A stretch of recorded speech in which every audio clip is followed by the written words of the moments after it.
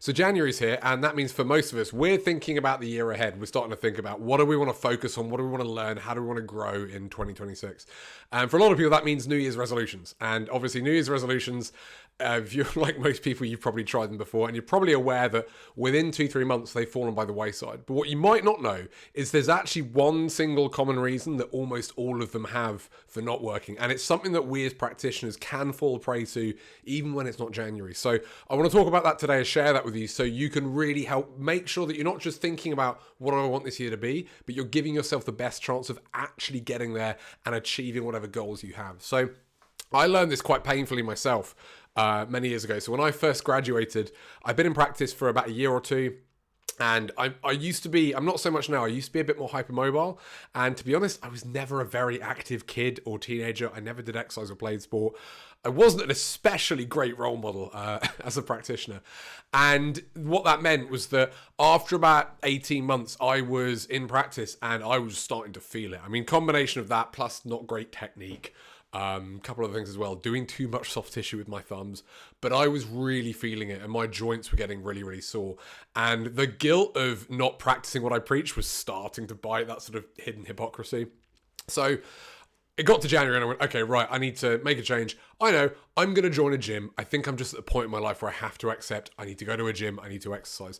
And the practice I was working at the time, there was a couple of gyms nearby, but there was only one that was within walking distance that I could get to during my lunch break, which happened to be a very expensive David Lloyd gym where the basic membership, and bearing in mind this is 2013-ish, it started at £90 a month and then went up from there, which is more than 24-year-old Chris wanted to pay. But it was convenient. And I also thought, not knowing about the sunk cost fallacy back then, oh, well, if I'm spending £90 a month, that'll make me want to do it even more. I want to get good use for my good bang for my buck there. So I go and I join the gym. I go down, have the induction. They show me all the machines, and I've now got my membership. And over the course of 2013, I spent over £1,000 on my membership because I kept it the entire year.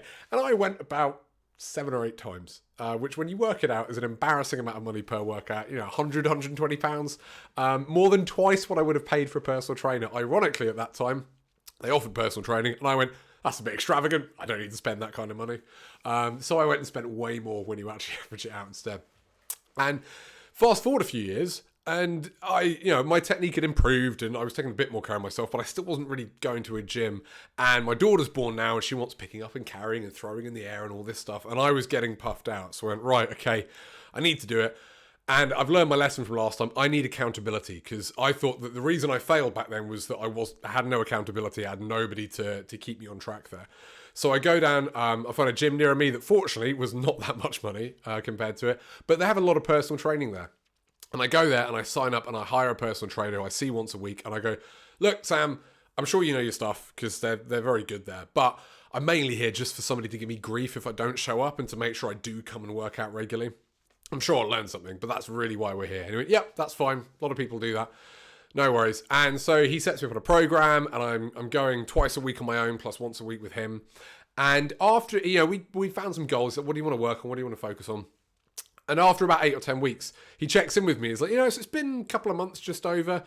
How are you feeling? How are you finding this? And I said to him, Sam, I don't know how you've done this because I was never this kind of person. But I wake up in the morning on a day where I go to the gym and I go, I'm going to the gym. And I have a smile on my face. And I go to bed the night before looking forward to coming here. And I don't know how you've done this because I've never enjoyed the gym. It's never been my thing. But now I actually look forward to it. And ever since then, barring some hiccups around COVID and life getting a bit busy, but I've been somebody who regularly goes to the gym ever since. And I can tell you, I haven't worked with a personal trainer for years, so it's not the accountability. I thought it was that, but it wasn't. The actual problem, the mistake I made the first time, which so many of us do when we're trying to work on our goals, is we focus on the outcome. We make it all about the thing we want to get. So when I signed up to that expensive gym, I thought, I want to get in shape and fitter. And I don't want to hurt when I'm adjusting patients. And I don't want to feel like a hypocrite. Those are kind of my outcomes. The problem was all I thought about was that. And I didn't have very clear outcomes. And clear outcomes certainly help. Smart goals, that kind of thing. It's not a bad idea.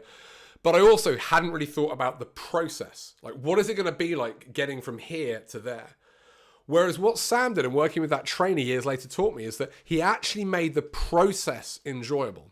Yes, I hit my goals. I was able to deadlift my own body weight and do a Turkish get up and this kind of stuff now. But I haven't had a goal to do with exercise for years and years, but I've stuck with it because Sam found the way to make it fun for me. It was about the process of getting fitter, actually going and being at the gym started to be something that I enjoyed. It was no longer about the outcome.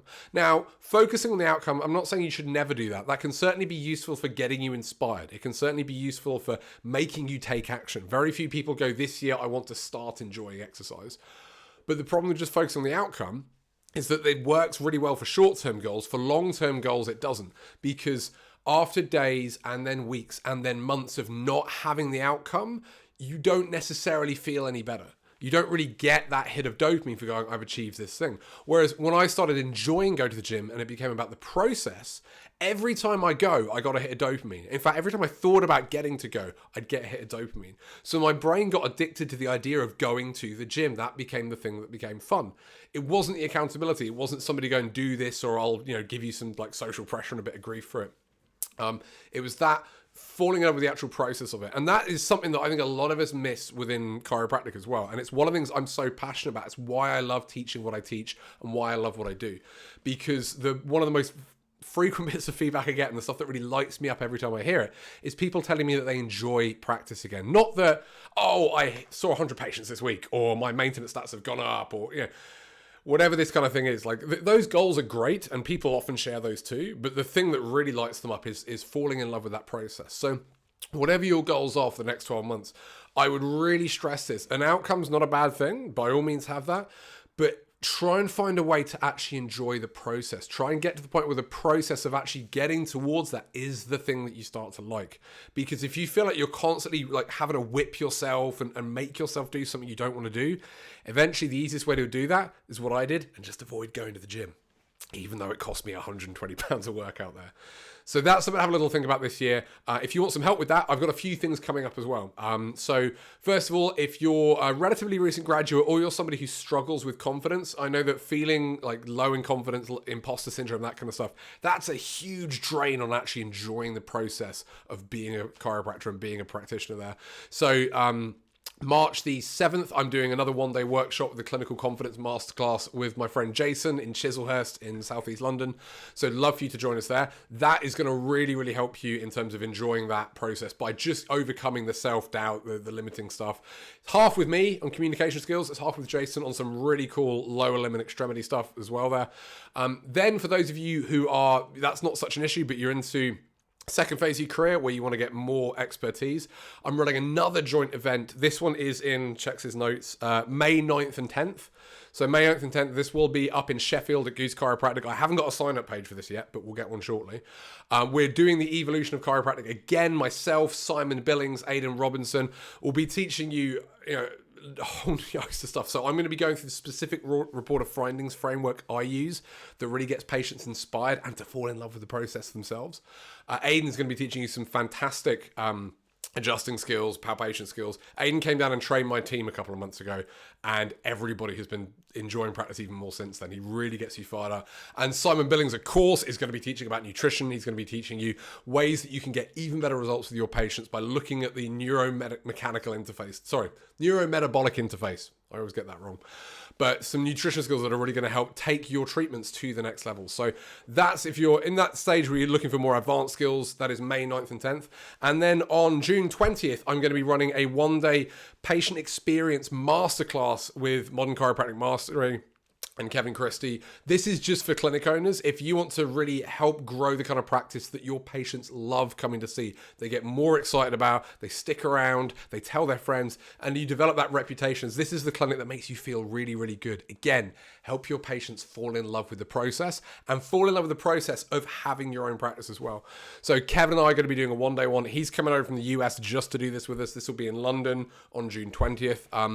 There are some big fish that Kevin works with and the guys he trains as well. Guys I look up to and would love to learn from are going to be coming to this as well. So you're going to meet a whole host of really high level, really, really fantastic practitioners and clinic owners as well.